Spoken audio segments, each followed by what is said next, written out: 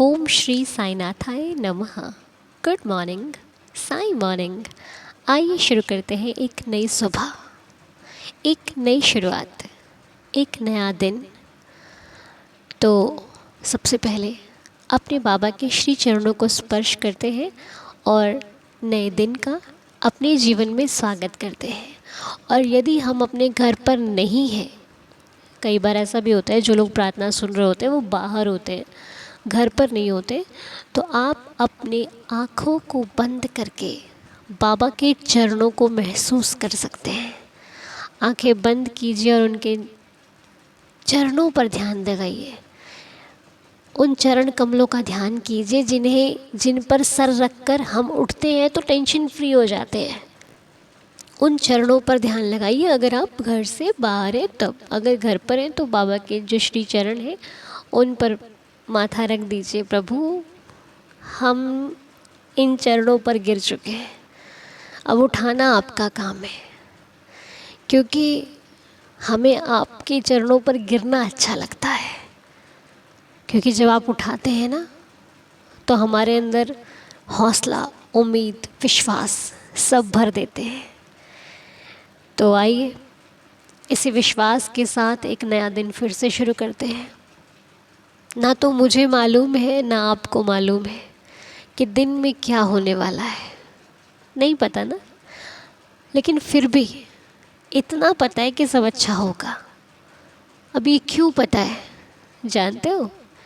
ये कह रहा है आपका विश्वास कि सब अच्छा होगा, क्योंकि आपको अपने ऊपर नहीं, अपने भगवान पर भरोसा है कि वो साथ है तो सब अच्छा है। और एक विश्वास ऐसी चीज़ है ना कि जो काम नहीं भी होने वाले होते हैं उन पर भी विजय पा लेता है विश्वास। मैंने देखी है विश्वास की शक्ति। अगर आप दृढ़ विश्वास रखते हो तो कुछ भी कर सकते हो। मेहनत करो और विश्वास रखो तो कुछ भी पा सकते हो।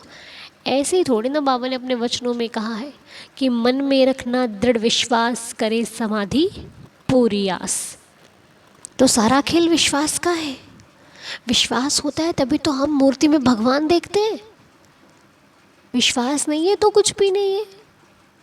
अगर किसी रिश्ते में विश्वास खत्म हो जाए ना तो फिर वो इंसान, वो व्यक्ति आपको बेकार लगने लग जाता है। आप उसकी शक्ल तक नहीं देखना चाहोगे, क्योंकि आपका विश्वास खत्म हो चुका है। इसीलिए विश्वास कभी इतनी जल्दी मत तोड़ लेना, और कभी भी अपने मन में मनगढ़ंत बातें सोचकर भी किसी के प्रति गलत मत सोचना। क्योंकि हमारा जो मन होता है ना, इतना चंचल होता है कि हमारे सगे संबंधी या फिर सगे रिश्तों में भी कई बार मन के चक्कर में दरार आ जाती है। सब कुछ ठीक होता है, गलत कोई नहीं होता, सामने वाला भी सही है, हम भी सही है, लेकिन ये मन ऐसी ऐसी कहानियाँ रच देता है कि हम उसको मानने पर मजबूर हो जाते हैं और उस मानकर गलत कर लेते हैं। कभी गौर करना, इतनी जल्दी कभी कोई फैसला मत लेना। कभी भी मुंह में आई बातें फट से ही मत कह देना किसी को कि मुंह पे कुछ भी आया तो रख दिया। नहीं, बोलते वक्त तो बहुत सोच समझ के बोलना होता है। वो आपने सुना होगा ना, क्या कहते हैं, अति का भला न बोलना, अति की भली न चूप, अति का भला न बरसना और अति की भली न धूप। तो अति जब हो जाती है तो सब कुछ खराब हो जाता है। अति नहीं होनी चाहिए, बराबर रहना चाहिए। ठीक है? अगर हम अधिक बोलते हैं तब भी गलत होता है, अधिक चुप रहते हैं तब भी गलत होता है। इसलिए अधिक नहीं होना चाहिए, अधिक से पहले ही रुक जाइए। अगर आपको किसी पे बहुत ज़्यादा क्रोध आ रहा है, ऐसी परिस्थिति बन जाती है कभी कभी, तो वहाँ पर शब्दों को कंट्रोल में रखिए, क्योंकि ये निकल गए ना वापस आने वाले नहीं है। कुछ भी बोल सकते हैं हम गुस्से में किसी को, कुछ भी। और यही कंट्रोल करने वाली चीज़ है कि कुछ भी नहीं बोलना है, क्योंकि शब्द ऐसी चीज़ है, एक बार निकले दोबारा ले नहीं सकते वापस आप। वो उसको लग गए तो लग गए, चोट लग गई तो लग गई। अब वो धीरे धीरे भरेगा घाव, या तो जब उसको वाकई ये रियलाइज़ होगा कि हाँ आप तो गलत थे ही नहीं, तब वो एकदम से भर जाएगा। और ये तब होगा जब हम अपनी जगह पे बिल्कुल सच्चे हैं।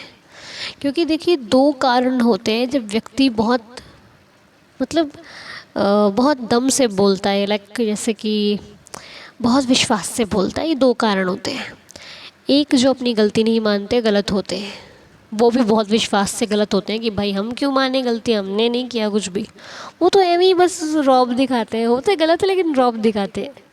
दूसरा वो व्यक्ति जो गलत होता ही नहीं है, जिसे मालूम है कि मैंने कुछ नहीं किया, मैं सही हूँ, वो सही हूँ, मेरी गलती नहीं है, वो भी बहुत विश्वास पे होते हैं। तो ये दो लोग होते हैं जो बहुत विश्वास, जो अपनी जगह झुकते नहीं हैं। अब इसमें जो व्यक्ति सच्चा होता है ना, उससे मालूम होता है कि मैं सही हूँ, मैंने कुछ गलत नहीं किया। लेकिन जो सच्चा होता है ना, वो एक पल के लिए फिर भी झुक जाता है कि चल कोई बात नहीं। इसीलिए मेरा कहने का मतलब सिर्फ इतना है कि जब भी आपको गुस्सा आता है, क्रोध आता है, थोड़ा सा रुक कर काम कीजिए, थोड़ा सा ठहर कर कीजिए। कोई फैसला लेने से पहले 10 बार सोचिए। एक से नहीं, दूसरे, आप 2-4 मित्र होंगे आपके, उनसे बात कर लीजिए। लेकिन मित्र उसी से बात करना जो वाकई आपका भला चाहता हो, ठीक है। बाकी तो बाबा कहीं ना कहीं से मैसेज दे ही देते हैं आपको, भले वो मेरे ज़रिए दे या फिर किसी के ज़रिए भी देते हैं। भगवान आप तक मैसेज पहुंचा देते हैं। भगवान हमारी रक्षा हमसे ज़्यादा करते हैं तब जब हम भगवान के अधीन हो जाते हैं। जब हम उनसे कह देते हैं कि बाबा अब ये ज़िंदगी तेरे भरोसे चल रही है, मेरे भरोसे तो डूब जाएगी, आपके भरोसे बचे, इसलिए मैंने आप पर छोड़ दिया है। तो बस मैं अपने बाबा से प्रार्थना करती हूँ कि प्रभु, मेरे तो सिर्फ ये आवाज़ है, शब्द भी आपके हैं, सीख भी आपकी है, सब कुछ आपका है, मेरी सिर्फ आवाज़ है। और मुझ में भी कभी बाबा गुरूर की भावना ना आने देना। कोई समझ ले तो वो उसका अपना अपना मत है, लेकिन तुम मुझे हमेशा अहंकार से परे रखना, बुरी आदतों से परे रखना, बुरे आचरण से परे रखना, बुरे विचारों से परे रखना, बुरी सोच से परे रखना, बुरे लोगों से परे रखना। बाबा मैं नहीं जानती कि मेरा आज क्या है, कल क्या था, भविष्य क्या होगा, मुझे नहीं मालूम। लेकिन मैं इतना जानती हूँ कि मैंने आपका हाथ पकड़ा है। मैंने वो हाथ पकड़ा है जो मुझे हर हाल में बचा लेता है। कोई आए ना आए, मेरा साईं मेरे साथ रहता है, मेरी रक्षा करता है, मेरा ख्याल रखता है। बस बाबा आप अंग संग रहना हमेशा। और इस परिवार में भी जो लोग सच्चे हृदय से प्रार्थना करते हैं, उनका भी भला करना मेरे बाबा, उन पर भी कृपा दृष्टि बना कर रखना, उनके बिगड़े कार्य बनाना। जो किसी भी परिस्थिति में परेशान है, किसी को कोई प्रॉब्लम है, किसी को कोई प्रॉब्लम है, सबकी बिगड़ी बनाना, सबके कार्य बनाना, सबके घर खुशियाँ लाना साईं।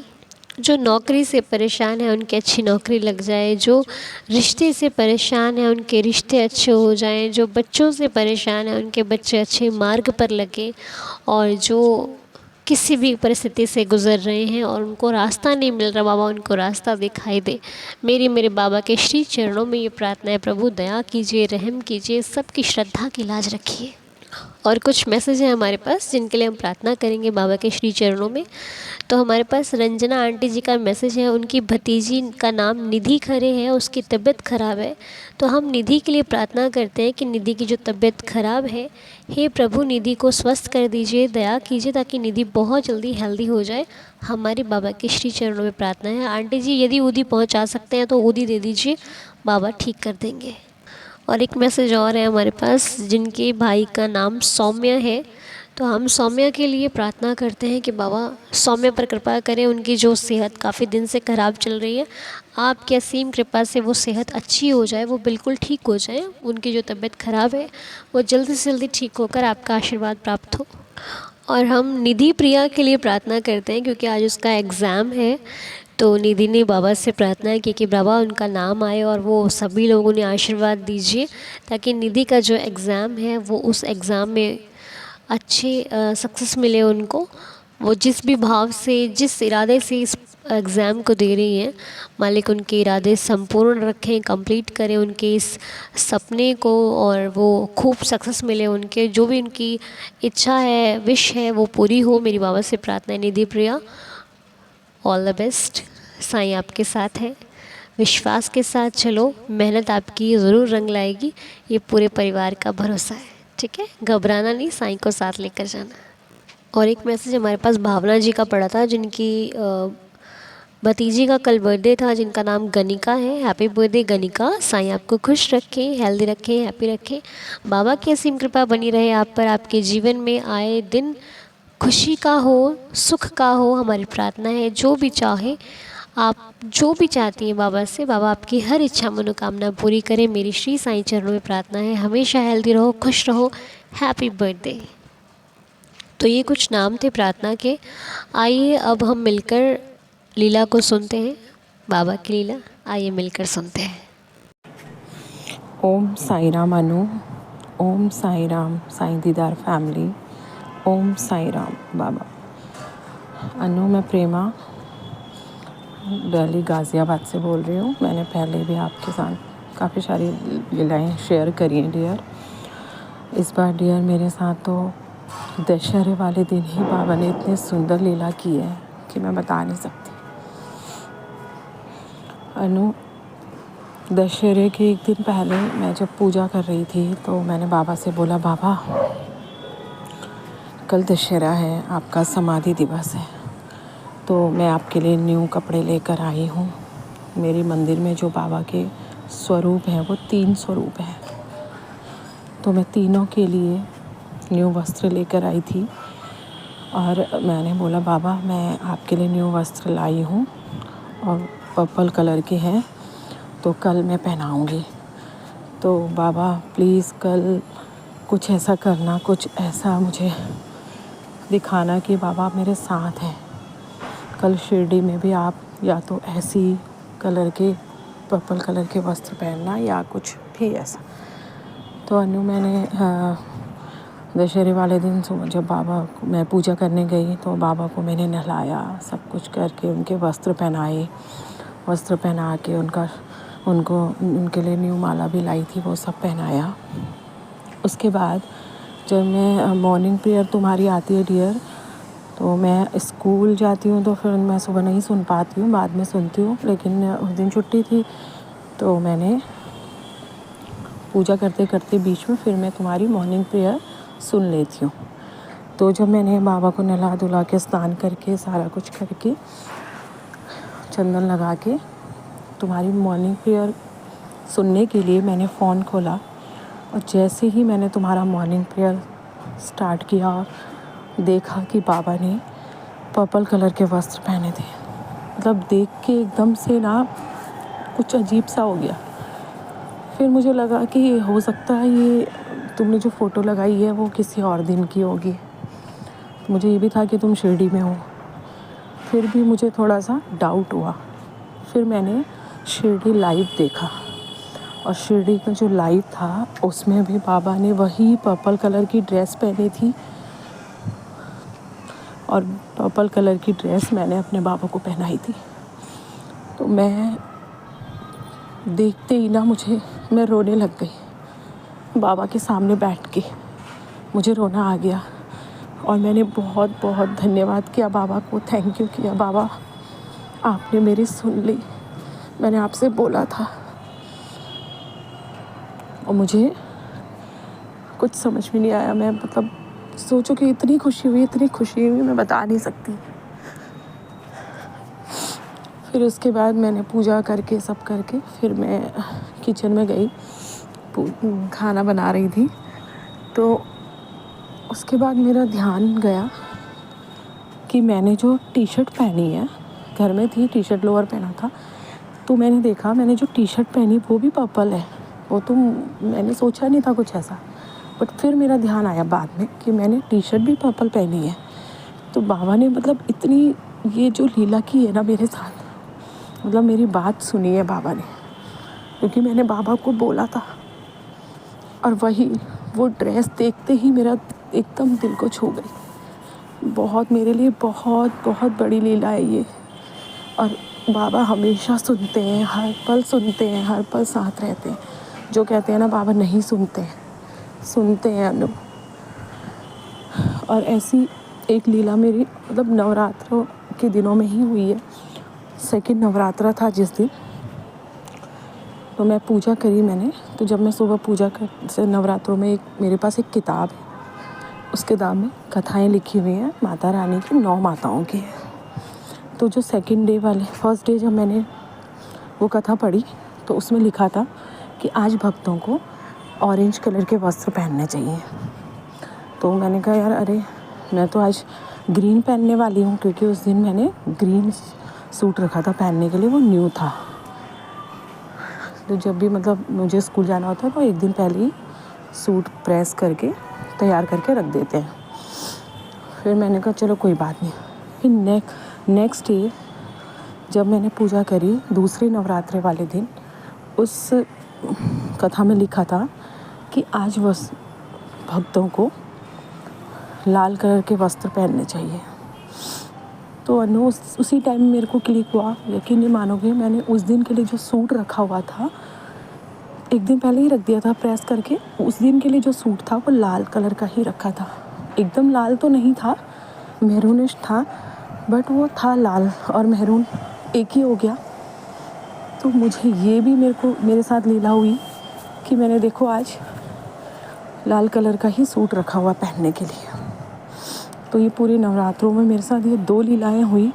और एक और तीसरा ये हुआ, एक कुछ ऐसी बात थी, थोड़ा सा वो मैं बता नहीं सकती, बट जो भी बात थी मैंने बाबा को बोला कि बाबा और माता रानी, ये जो पूरे नवरात्रे हैं ना, ये नवरात्रा दशहरा ख़त्म होने तक जो मेरे दिल में वो बात चल रही है, प्लीज़ या तो उस बात को क्लियर हो जाए कि हाँ क्या है, या उससे मतलब जो भी है वो क्लियर हो जाए।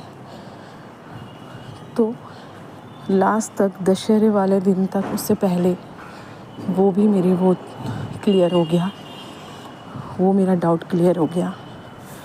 बस मेरे साथ बहुत ये मेरी जो लीला हुई है बाबा ने करी है, माता रानी ने करी है। बहुत बहुत thank you Mata Rani, Baba, thank you बाबा, और थैंक यू अनु डियर। तुम्हारी मॉर्निंग प्रेयर तो मैं डेली सुनती हूँ, मैं कोई भी स्किप नहीं करती हूँ, कभी भी नहीं। चाहे मैं दिन में सुनूँ, रात में सुनूँ, जब भी टाइम मिले मैं सुनती हूँ। और कोशिश करती हूँ तुम्हारी ब्लॉग भी देखने की। ये जब से तुमसे जुड़े हो ना, और ज़्यादा बाबा के प्रति जो प्यार कहते हैं ना, वो हो गया है। बस कई बार हम बहुत गलतियाँ कर देते हैं, गलतियाँ हो जाती हैं, उसके लिए बाबा से माफ़ी मांगती हूँ।